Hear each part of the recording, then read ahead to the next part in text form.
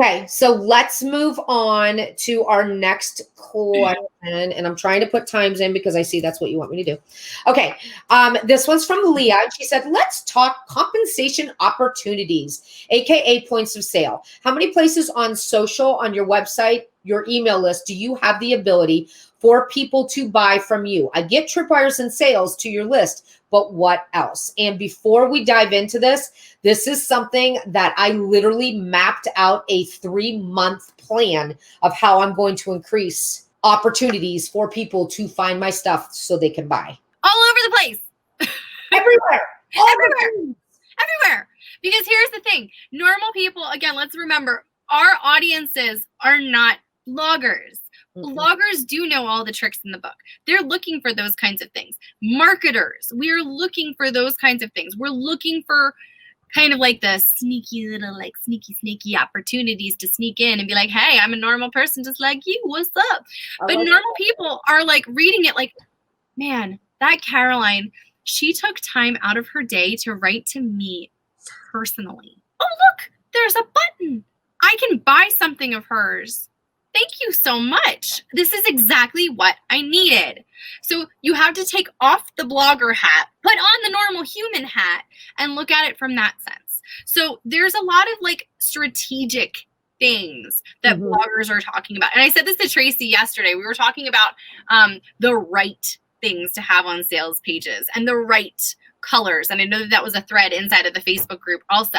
One of the things that people say is the right thing to do are red buttons, right? Like, so everybody says you need to have a red button and your link should always be this color and your background should always be white and blah, blah, blah. But here's the thing. I'm going to pick on Amy Porterfield again. Why do I keep picking on poor Amy? If you're watching this, I really do love you. Let's be best friends. The thing is, she does not have a red button on her sales page.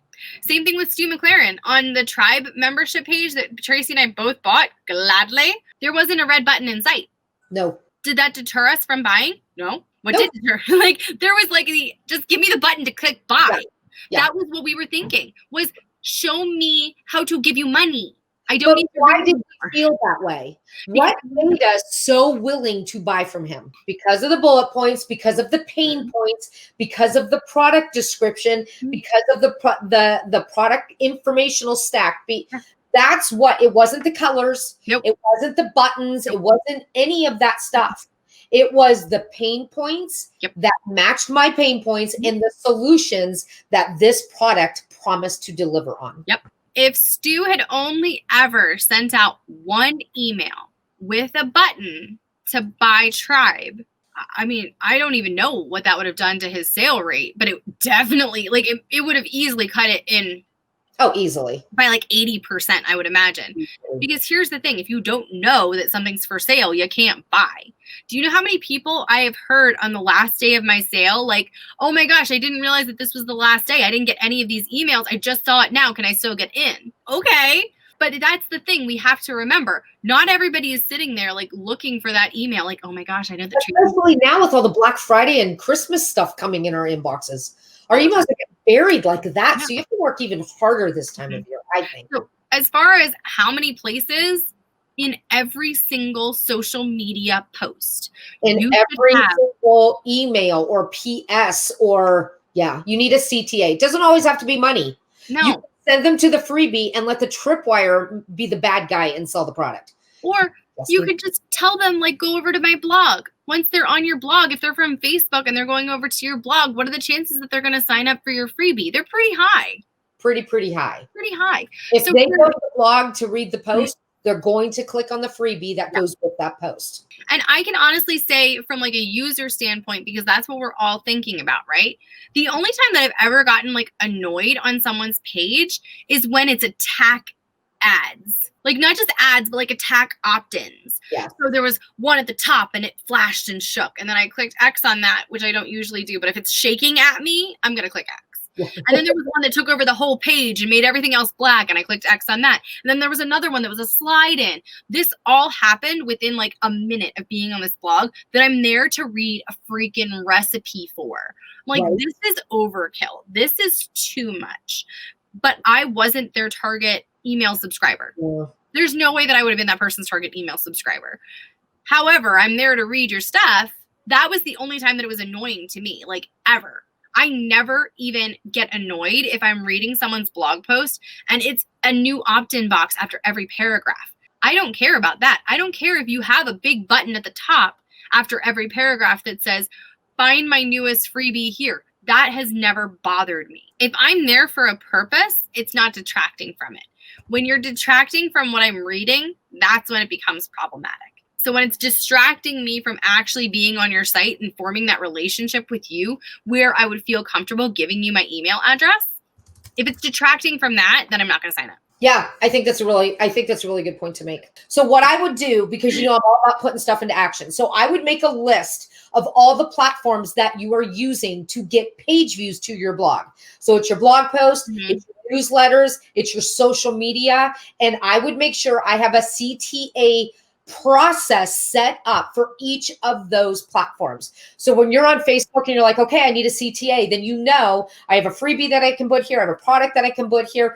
I have a blog post that I can put here. You already have a process set into place. So by process, I mean, if you want to sell a new product, you can send them to the blog post where the opt-in is that will then tripwire to the new product. Yeah. Same with email. I think the process for getting more CTAs in an email would be taking advantage of this, the PS. Mention it in the PS. Do a full-on sales introduction to a new product. Do a full-on sales launch to a product from day 1 to day 5 and have a process all set into place for those things. Yeah. So if going from CTA to actually putting it into action is scary, then stop, take a step back, and set up processes that you can refer to when it gets overwhelming or you forget or it's scary. If you could just go to a Google Doc and read your process for a CTA and an email, it takes all of the rethinking and starting over out of it and puts it on autopilot.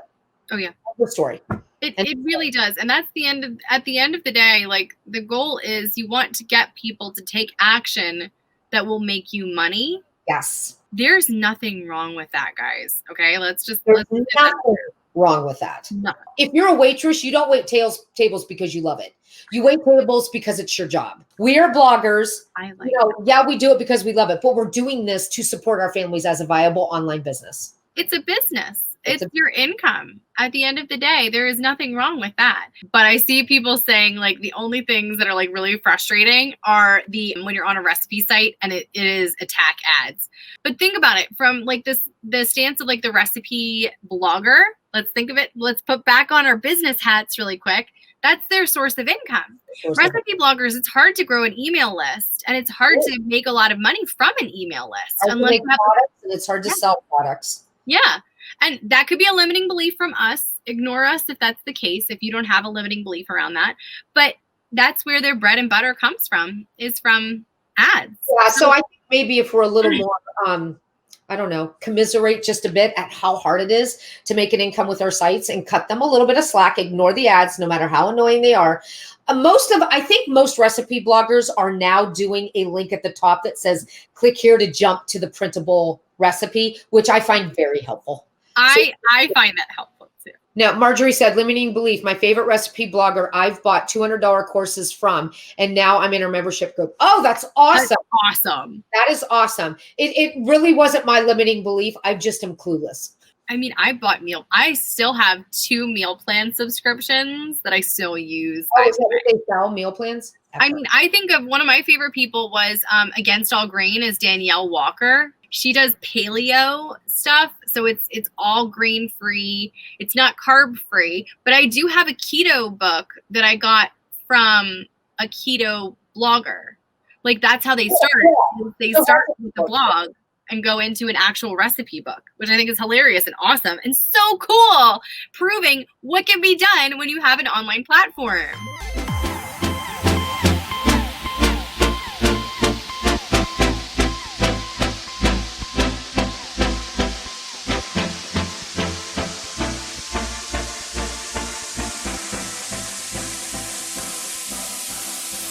Bye.